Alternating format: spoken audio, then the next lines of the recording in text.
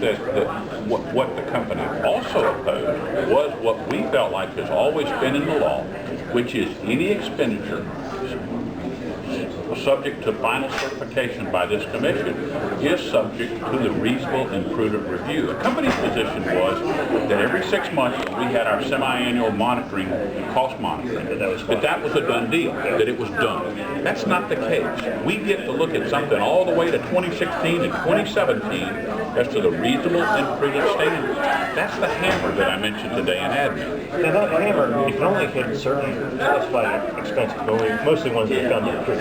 Reasonable and prudent is the standard. That's the most important tool that we have here at the Commission. Now, prudency, that's a relatively high legal threshold. Your typical cost overrun isn't necessarily prudent.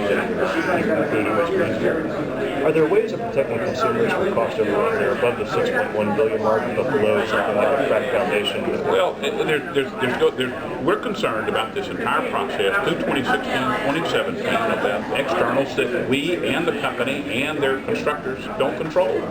There's the NRC, there's the DOE, and that's some of the things that we don't control. We wish we had all of the opportunities to do that, but Ray, we just don't. You got to understand one other thing. Georgia Power has 47% of this.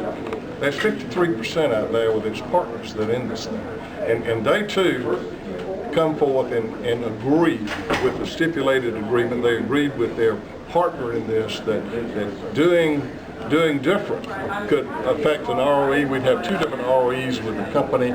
It could affect Wall Street things, and that's all we've heard for the last week about downgrades. And we have a duty to somewhat help protect that also.